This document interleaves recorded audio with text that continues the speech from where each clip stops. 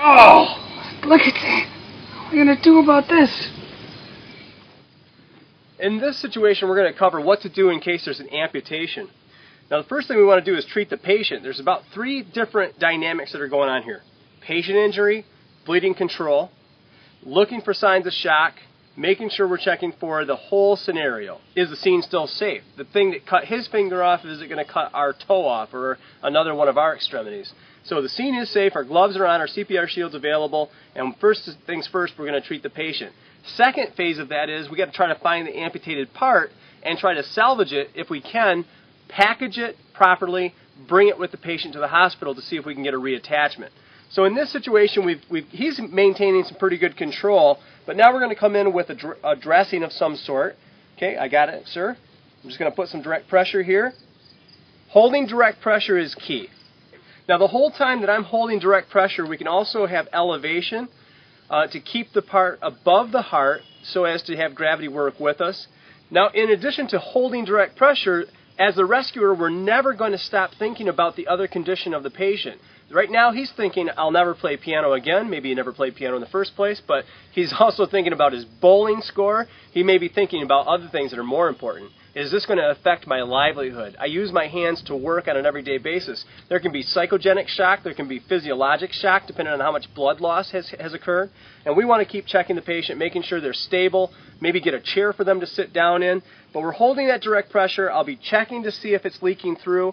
If it does start to leak through, I'm going to grab additional bandage and apply that to it. But we never take the bandage away. That's going to pull blood clots off from it and start that whole bleeding process again, when actually we've already begun the clotting process and controlling of that bleeding. Holding direct pressure, elevation above the heart, keeping the patient stable. Those are the 3 primary care stances we're going to take to make sure we're treating this patient appropriately before we get them into the hospital for further treatment. The second phase of this bleeding control is the pressure bandage now. We want to bandage this to package the patient so that we don't have to continue to hold this en route to the hospital, med center, or whatever our next step is. So I'm going to enlist the patient's help here. Mike, if you could hold the bandage in place, just hold direct pressure there. I'm going to undo my roller gauze. And now we're going to begin this bandaging process. Okay, you can go ahead and let go now. Usually what I like to do is go right over the top of that stump as I then wrap around the hand to secure that in place. We only have 1 digit involved here at this time, but other fingers may get involved in the bandaging depending on if we can move them out of the way. The goal here is not to make the person a mummy. The goal is to actually apply pressure, which sometimes I do with a little twist right over the point of the wound. Now there's going to be swelling. We're going to continue to watch this and monitor it to see if there's any breakthrough bleeding. And a little bit it's going to be one thing, but we don't want it to start hemorrhaging again. Now as we finish this bandaging, you're going to have a little bit left over. You can use that either to secure the cold pack once we put it on, or just tuck it under there in case there's more bleeding and we need to actually put more compress and additional wrapping.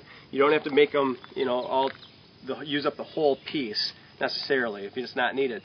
Once the icy cold pack is on there, never on the bare skin, that can cause frostbite. We want to make sure there's always material between the cold pack and the patient's skin.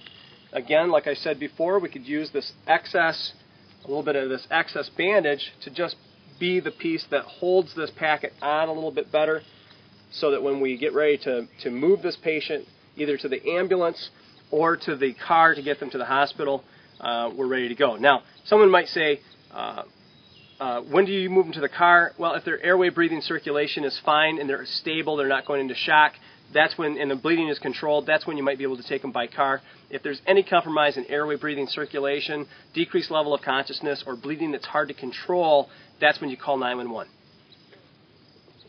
Most of the time when you have an amputated part from an accident like this, as you can see, there's dirt and debris in the wound. The goal is going to be to actually clean up the amputated part as best as you can. We don't want to make it too soaked, but to get most of the debris off before we finish bandaging the amputated part, we're then going to put this part into a plastic bag and then into a cold, icy solution. Once the amputated part is actually now wrapped, we have the baggie. We're going to place the part in the baggie. The goal here is to not allow the part to become soaked. If you've ever been in a pool or in the bathtub too long, you know what happens to your hands. They get all pruny. Well, that water tends to break down tissue, especially tissue that is exposed from an amputation, and we don't want that to happen, or it can really affect the attachment process of that part. From here, we're going to place it then into an icy slurry. We don't want it directly in the water, touching the part, but if you put it in a bag first and then put it either touching the bag or between two cold packs, that's going to keep the part fairly cold, slow down the decaying necrotic process. Necrosis means tissue death. We don't want that to die. We want to keep it so that we can hopefully reattach it, and this patient can get some function back from this amputation. Last part of this amputated finger here is that we want to keep it with the patient and have it arrive at the hospital as soon as the patient arrives to the hospital. If this is a situation where the part is stuck in a piece of machinery or you've had to search for it, get it to the hospital as soon as possible after taking those steps that we just showed you and decontaminating it as best you can, putting it into something cold to keep it from the tissue from dying any faster than it already is. But if we want to maximize the opportunity for this part to function again, we want to get it to the hospital with the patient, ideally at the same time.